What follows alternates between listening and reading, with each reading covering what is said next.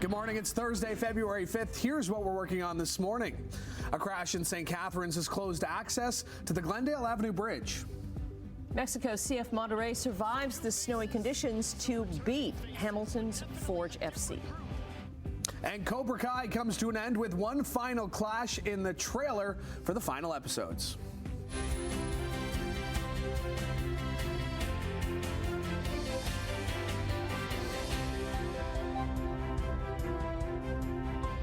Good morning, and thank you for making us a part of your morning. Louis Butko, Annette Hom, Steve Ruddick here with you. And I've always wanted to do this, to be the person on TV that kids flip on the switch and say, what's going on? Well, I can tell you that based on the forecast for freezing rain across Niagara, student transportation is canceled today, and schools are closed for the District School Board of Niagara, Niagara Catholic District School Board, and the Niagara Children's Center School Authority. So that's just been coming in now, because we've got a real mix. Like when you and I came in this morning, there was nothing. And then as people start coming in on their shifts, it's like, wow, really bad icy freezing rain in Niagara, in Burlington.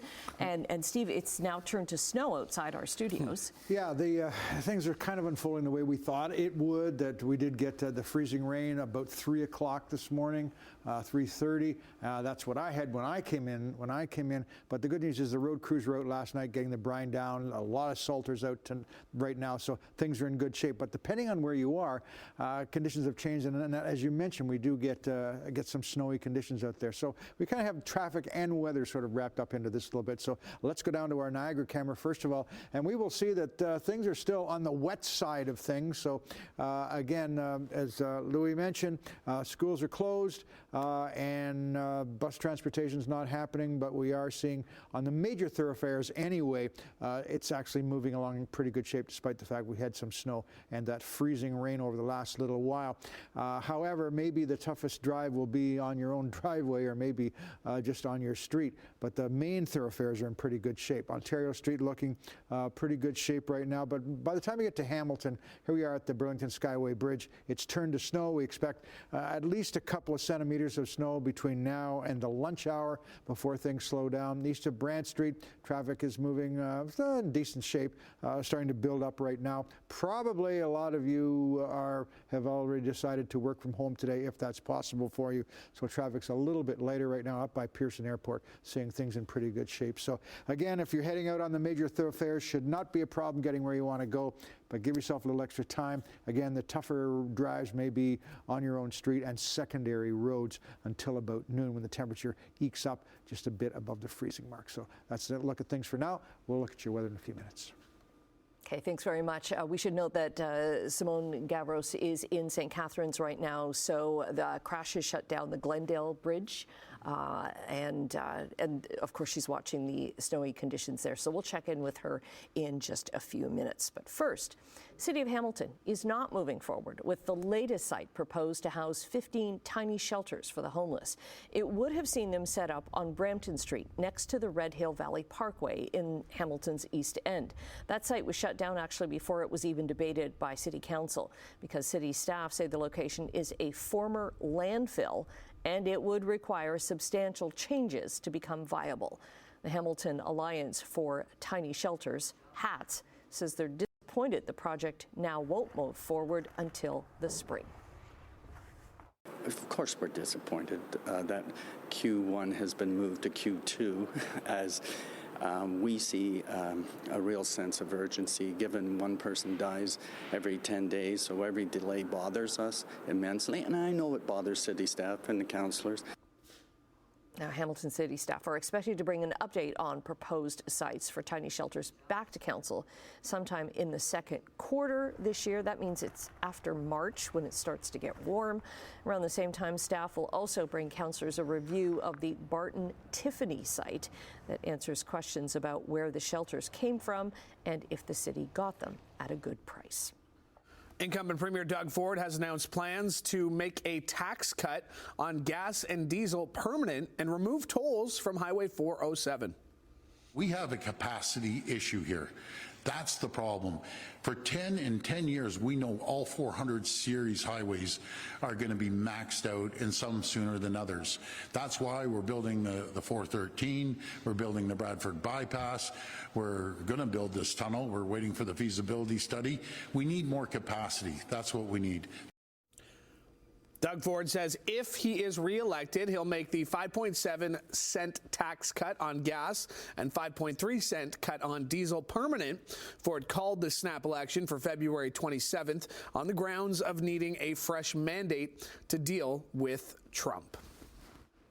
If she's elected, Ontario Liberal leader Bonnie Crombie is vowing to double the payments under Ontario's Disability Support Program. The program currently maxes out payments at $1,368 a month for a single person. Speaking in Hamilton, she was on Morning Live earlier. Crombie said the boost would be permanent and costed as part of a platform. She notes her pledge goes hand in hand with the key priority of helping to find everyone in the province find a family doctor in 4 years. Now, Ontario's New Democrats are focusing on housing and affordability with promises to end homeless encampments and provide more financial support for people with disabilities. We will support municipalities with their shelter and community housing costs, and will also undo the damage that was done when Liberals and Conservatives downloaded housing to cities. NDP leader Marit Stiles says there are several steps she would take to help end encampments across Ontario, blaming the presence of homeless groupings on PC leader Doug Ford. Stiles didn't say how much her plan would cost, adding that will come later. The Association of Municipalities of Ontario believes there are about 80,000 unhoused people in Ontario last year. And Ontario Green leader Mike Schreiner is announcing plans to support Ontario's food and farming industry. He says Ontario's $50 billion food and farming sector is an economic engine for the province and employs over 875,000 people. His Grow Ontario plan is to support local food producers and farmers by increasing funding for business risk management programs by $150 million a year. Schreiner joined Matt Ingram on the Evening News last night to talk about a number of issues, including Donald Trump's looming tariff threats, encampments, and housing. That full interview is up on our website at chch.com. All right, Sportsline, let's start with some soccer, where Hamilton's Forge FC was in action last night under the lights at the stadium formerly known as Tim Hortons Field, taking on Liga MX's CF Monterrey. Now, this is the first round of the CONCACAF Champions Cup that pits the best teams in North and Central America against one another. Pick this one up, 13th minute, Forge with the game's first good chance. David Chouanier showing off the speed, but he's stopped point blank by the Monterrey goalkeeper. Now we'll jump to the second half here. Monterrey with the pressure. A nice touch from Alfonso Alvarado before setting up Nelson Diosa, who buries a beautiful goal, top shelf, just outside the box. That puts the Mexican side up 1-0. They would add another as they take a 2-0 victory. So Forge with some work to do when the two clubs finish off the two-leg series next week in Mexico. Switching gears to basketball, where it was a busy night for the Toronto Raptors, who were in action and then made a pretty big trade. But we'll start with Hamilton's very own Shai Gilgeous-Alexander, who had himself another monster game last night. Allen trying to poke it away, looking to double team him. Tiptoeing along, now goes up, pulls up, jump shot. There it is! 50 points for Shai Gilgeous-Alexander. 5 assists. Gilgeous-Alexander scored 50, and the NBA-leading Oklahoma City Thunder routed the Phoenix Suns 140-109 last night to improve to 40-9. SGA became the 9th player in NBA history to score at least 50 points 3 times in a 7-game span. The Hamilton native now leads the NBA in scoring by a full point, averaging 32.8 points per game this year. Next up for SGA and the Thunder is a date with the Raptors at home tomorrow night. Here's Zach Edey is fouled the and one, and Edey has a double-double. It was a great homecoming for Toronto native Zach Edey. The Grizzlies rookie finished with a game-high 15 rebounds and 13 points for his third straight double-double as Memphis outscored the Raptors 85-48 in the second half en route to a big 138-107 victory. Edey building his case for Rookie of the Year. He's currently 5th among first-years in scoring, 2nd in rebounds per game. Sticking with the Raptors, they have reportedly acquired Brandon Ingram from the New Orleans Pelicans in exchange for Bruce Brown, Canadian Kelly Olynyk, a 2026 first-round pick, and a second-round pick. A 6'8" small forward, Ingram averaging 22.2 points, 5.6 boards, and 5.2 assists for the Pelicans this season, although he has not played since December 7th with a sprained left ankle. Bounces past Thomas, O'Brien, Brown to Lardis. Lardis waits and fires and scores! Wow. It's 49 for 16. Nick Lardis scored his 49th goal of the season. The Bulldogs beat Sudbury for their 12th win in their last 13 games. Lardis, the draft pick of the Blackhawks, leads the entire Canadian Hockey League in goals. He has 7 more than Saginaw's Michael Misa. Speaking of Saginaw, that's the Bulldogs' next opponent Friday night at the Brantford Civic Center. Here's McDavid in front, tipped home by Zach Hyman, and there it is! A power play goal for Hyman, and Edmonton wins 4-3 in overtime. And speaking of the Bulldogs, their owner, Zach Hyman, scored the OT winner as he helped lift the Oilers to a 4-3 victory over the Chicago Blackhawks last night. Elsewhere in the NHL, the Rangers edged the Bruins. The Kings doubled up the Canadiens. Okay, let's check your traffic right now, and then we'll get to weather. 11 minutes past 6 on your Thursday, and just a quick look at one of our exclusive cameras moving through the Aldershot area. It's fairly snowy right now. We're expecting 2 or 3 centimeters of snow before things clear up.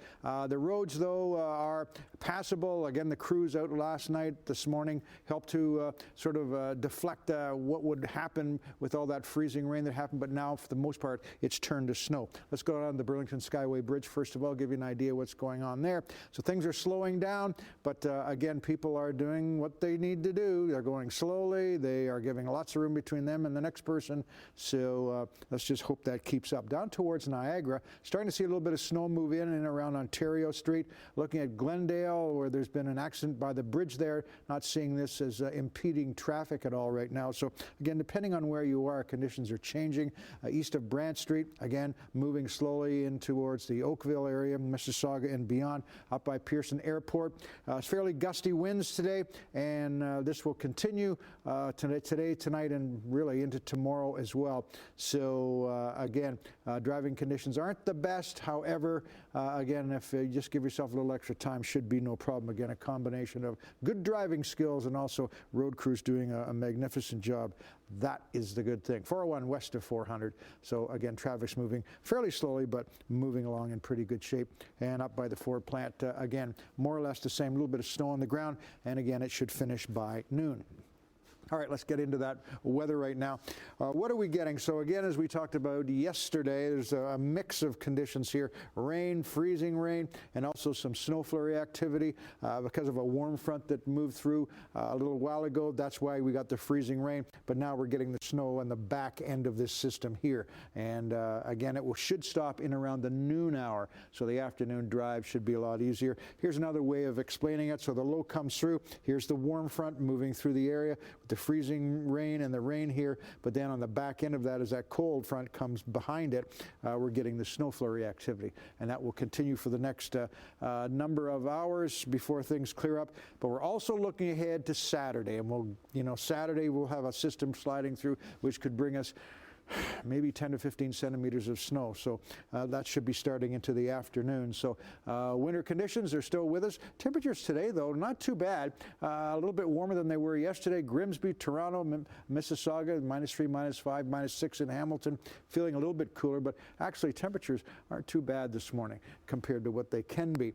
Sun will be up at 7:30 a.m., down at 5:38 p.m. Normal highs -2 this time of year. For today, we're looking for a high of 1 degree, and that's why everything things should stop. But again, until then, driving won't be all that great. 40 to 50 kilometer-an-hour gusts, and tonight we are looking for just a chance of some flurries. -6 the expected low, which is a little bit above seasonal, and kind of windy out there, 60 km gusts, and wind chill factor -14. We'll look at the extended forecast and check more on your traffic in a few minutes. Thank you, Steve. All right, thanks very much, Steve. In case you missed it off the top, all schools in Niagara are closed. And just getting word right now that Hamilton Wentworth Catholic District School Board, all transportation is canceled. However, schools are open today. Okay. So we'll keep you updated throughout the morning on closures.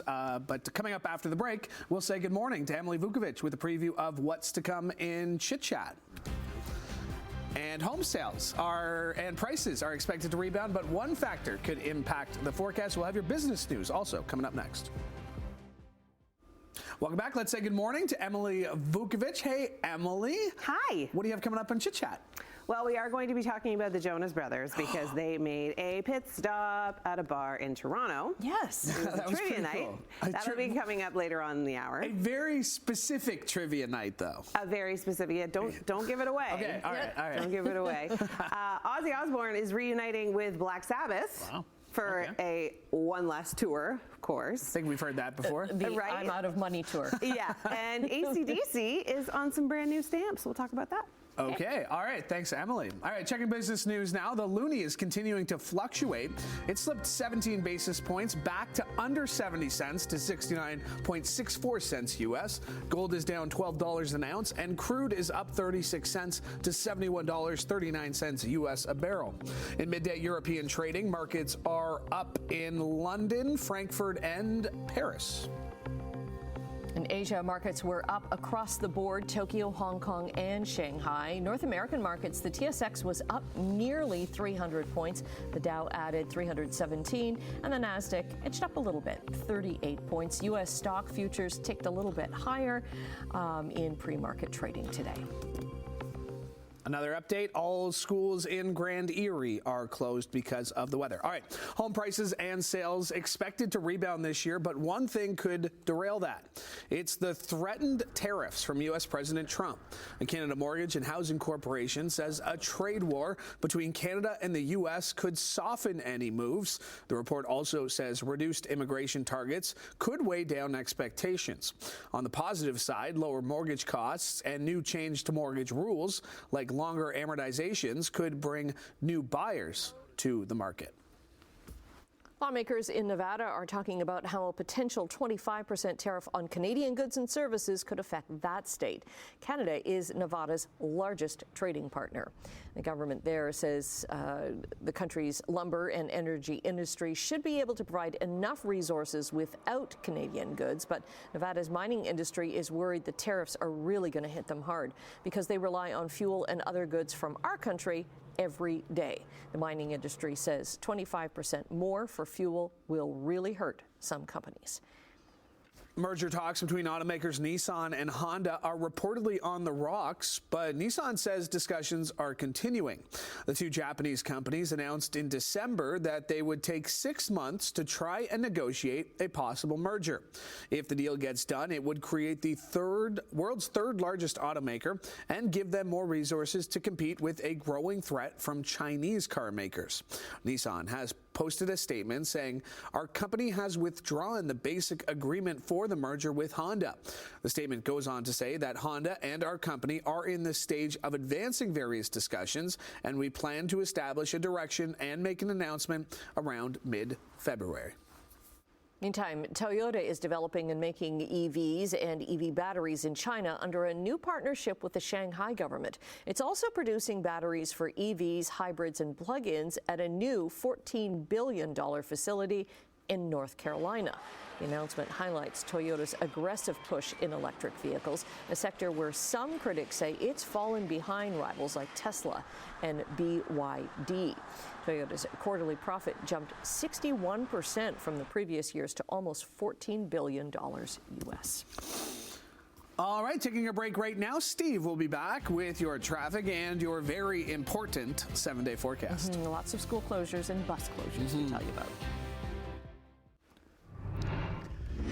All right, welcome back to Morning Live, 6:24 on your Thursday, and a number of schools boards have closed today. News will bring that up in just a second, but we're just checking the roads right now. So down towards Niagara, starting to see a little bit of snow move through the area by Niagara Street.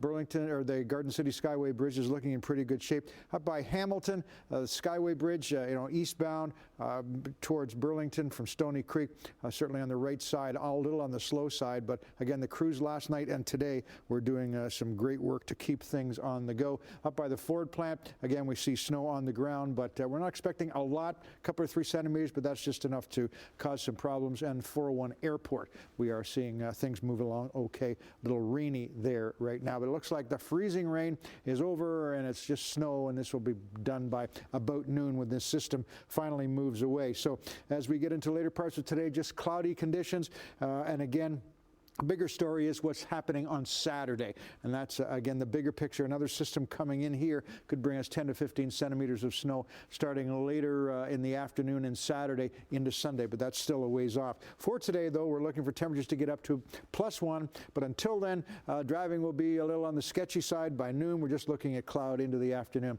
We could be a degree or so above the freezing mark. Your evening drive home should be a lot quieter than the drive to work. Temperatures anywhere from 1, 2, or 3 degrees, depending on where you are, and really just cloudy conditions. So we're looking ahead. Wind chill factor today makes it feel like -11. Some flurries on Friday, but cooler Saturday.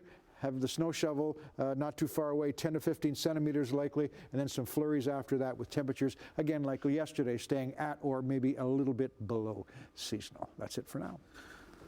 All right, thank you, Steve. One of the cutest competitions of the year returns this weekend.